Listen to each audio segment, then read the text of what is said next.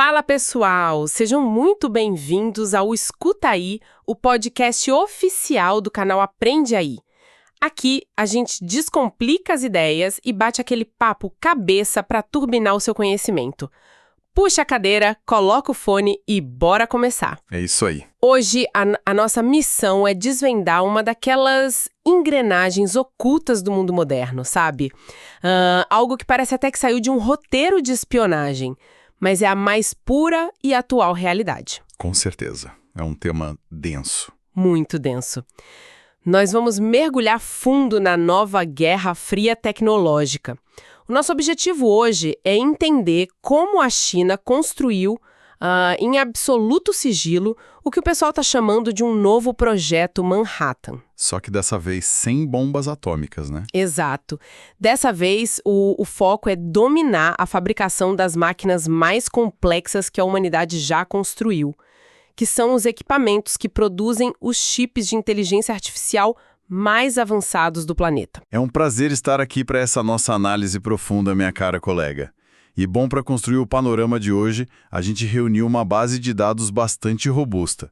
Nós temos relatórios da Reuters, da Asia Times, análises de mercado da TrendForce. Tudo material de primeira. Sim, e também os dados sobre o novo fundo estatal chinês, o famoso Big Fund 3, além de artigos geopolíticos recentes.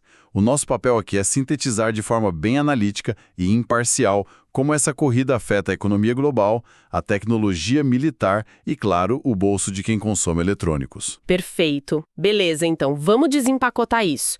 Porque a escala da coisa é simplesmente gigantesca. É colossal. Para quem nos ouve ter uma ideia bem clara do que a gente está falando, a gente precisa entender o grande gargalo mundial hoje, a litografia EUV, ou ultravioleta extrema. Esse é o ponto-chave de tudo. Pensem nessas máquinas como impressoras superpoderosas. Elas usam feixes de luz, que são invisíveis ao olho nu, para gravar circuitos em discos de silício. E esses circuitos são milhares de vezes mais finos que um fio de cabelo humano. É uma precisão quase subatômica. Exatamente. É bizarro. E a regra de ouro da tecnologia é muito simples. Quanto menor o circuito, mais transistores cabem ali, então mais poderoso e eficiente o chip fica. E é esse pedacinho minúsculo de silício que vai rodar os modelos massivos de IA ou processar dados na nuvem. Isso, e fazer os nossos smartphones funcionarem. Mas pelo que consta no nosso material, fazer essa luz EUV existir é quase um milagre da física, né? Olha, o que é fascinante aqui, como especialista focado no porquê das coisas, é justamente o grau de dificuldade técnica e o monopólio que se formou em torno disso. Um monopólio de uma empresa só. Sim, até muito pouco tempo atrás, apenas uma única empresa no planeta inteiro dominava essa litografia EUV, a SML, que fica na Holanda. É uma loucura pensar que o mundo todo dependia de uma fábrica holandesa. E para nossa audiência visualizar, estamos falando de máquinas do tamanho de um ônibus. E elas custam cerca de 250 milhões de dólares, cada uma. 250 milhões? Nossa! Cada equipamento. E elas têm centenas de milhares de peças. Sem isso, é fisicamente impossível fabricar os chips de ponta. Então, a SML virou o grande ponto de estrangulamento da cadeia mundial. Quem controla essas máquinas dita o avanço tecnológico do planeta. E é bem aí que a política externa entra chutando a porta, né? Porque se essa máquina é tão vital, as grandes potências não iam ficar só olhando esse monopólio na Europa. De forma alguma, se a gente conectar isso à visão macro da geopolítica, os Estados Unidos viram essa dependência e implementaram uma estratégia bem rigorosa, a política de cerca pequena e muro alto. Adoro esse termo. Small Yard High Fence. Exato.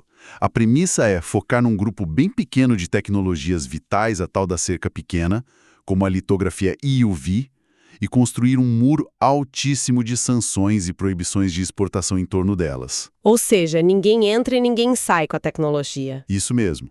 O objetivo em conjunto com nações aliadas é bloquear o acesso da China a essas ferramentas. A intenção declarada é manter o ecossistema chinês algumas gerações atrás na modernização militar e na IA. Mas olha, tem um detalhe nas fontes que é de explodir a cabeça. Um paralelo histórico lá na Holanda mesmo. Sobre a espionagem nuclear. Isso. Há uns 50 anos, na Guerra Fria original, um cientista paquistanês trabalhava num laboratório de urânio holandês, Urenco. Ele pegou os projetos das centrífugas, levou para fora e mudou o equilíbrio nuclear do mundo. Um impacto imensurável na época. E agora, meio século depois, a história parece se repetir no mesmo país com os segredos da ASML. Como dizem, a história se repete, né?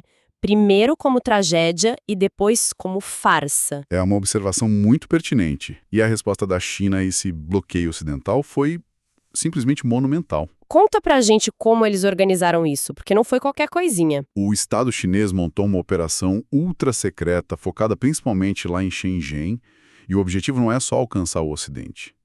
É a autossuficiência absoluta. Eles querem expulsar todo mundo de lá. Exatamente. A meta explícita é expulsar 100% da influência ocidental da cadeia de suprimentos de semicondutores até 2030.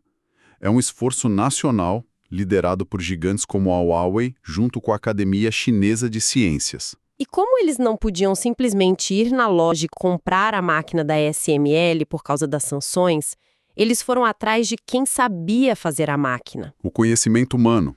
Iniciaram uma caça global por talentos com muito financiamento. E o nível de determinação é assustador.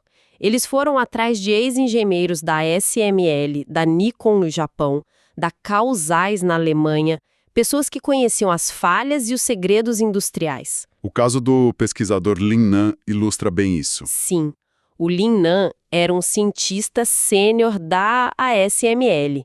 E um detalhe incrível, ele foi aluno da Annie Luer, que ganhou o Nobel de Física de 2023. É o topo da elite intelectual. Esse nível de genialidades, ele saiu da Europa e foi assumir a liderança em institutos na China, levando na cabeça o mapa do tesouro de como gerar a luz ultravioleta extrema. Mas essa migração exigiu táticas extremas de inteligência para proteger esses profissionais altamente qualificados de retaliações internacionais. O projeto usou métodos de ocultação absurdos. A parte das identidades é filme puro. Sim. Relatos mostram que engenheiros europeus e chineses repatriados operavam com nomes falsos. Eles recebiam identidades novas e até passaportes novos para que o trabalho naqueles laboratórios super seguros em Shenzhen não fosse rastreado. Para a galera que acompanha, a gente imagina só você assinar um contrato multimilionário, olhar para o papel e ver um nome que não é o seu. Tiveram que avisar os engenheiros que aquele seria um novo nome deles. E além das mentes brilhantes, eles precisavam do hardware físico. Eles criaram uma verdadeira escola de engenharia reversa. Um esforço de dissecação tecnológica. Colocaram lá cerca de 100 recém-formados, prodígios da física, sobre a mira de câmeras de segurança o dia todo. O trabalho deles era desmontar peça por peça máquinas de litografia mais antigas que eles conseguiram comprar no mercado paralelo. Equipamentos DUV e EUV antigos. E esses jovens faziam isso sob a mentoria direta dos veteranos europeus que foram recrutados. A união da força bruta de engenharia com a mentoria de elite. E o que nos traz a um ponto de inflexão na física aplicada. Porque replicar uma máquina da ASML de forma idêntica era inviável. Não só pelas patentes, mas por falta de fornecedores locais. Eles não tinham as mesmas peças, então tiveram que inventar outro jeito. Exatamente. A ASML usa o método LPP, plasma produzido por laser. Eles disparam lasers gigantes de gás carbônico em gotas de estanho derretido milhares de vezes por segundo. Lasers de CO2. E a China fez diferente, né? Sim. A equipe em Shenzhen adotou uma rota que o Ocidente tinha descartado no passado, o LDP, plasma de descarga induzida por laser. Aqui a física fica maravilhosa. Explica como funciona essa solução híbrida. Eles usaram lasers de estado sólido, no caso de NDP e AEG. Esse laser vaporiza a gota de estanho, criando uma névoa. Daquele primeiro impacto. Exato. E imediatamente depois, eles aplicam uma descarga elétrica de altíssima voltagem nessa névoa. É esse choque que forma o plasma e gera a radiação EUV. Eles deram um choque na névoa de metal para fazer a luz nascer. Isso é muito engenhoso. E os dados comprovam o sucesso. A equipe alcançou uma eficiência de conversão de 3,42%. E isso é bom, em termos de indústria. Veja bem, a indústria comercial exige de 5 a 6% para produção em massa viável. Então, 3,42% não serve para escala comercial ainda. Mas é o suficiente para provar incontestavelmente que a física funciona. A barreira do impossível caiu. O protótipo acendeu a luz. Mas fazer a luz acender é só o primeiro problema, né? A luz UV é tão instável que ela é absorvida até pelo ar. Tem que ser no vácuo e os espelhos precisam ser perfeitos. O problema da ótica. A ASML usa lentes da Carl Zeiss. Tem aquela analogia que se o espelho alemão fosse do tamanho de um país, a maior montanha nele teria 1 milímetro de altura. Uma precisão na escala atômica. Como a China não tinha a Carl Zeiss, o Instituto COMP de Changchun teve que dar um jeito. E o truque deles foi genial. Foi uma solução de engenharia de sistemas brilhante. Abertura distribuída. Em vez de um espelho gigante perfeito, eles usaram vários espelhos menores feitos na China mesmo. Mas esses espelhos tinham falhas físicas óbvias, imperfeições que distorceriam a luz. E aí vem o pulo do gato. Eles usaram software para consertar o hardware. Eles colocaram algoritmos de IA trabalhando em tempo real, calculando e ajustando microscopicamente cada espelhinho para compensar as falhas físicas. Uma compensação algorítmica de imperfeições de hardware. Eles usaram a força que eles já têm em IA e software para tapar o buraco da falta de manufatura precisa. Mas, claro, financiar isso tudo exige um caminhão de dinheiro. Um verdadeiro oceano de recursos.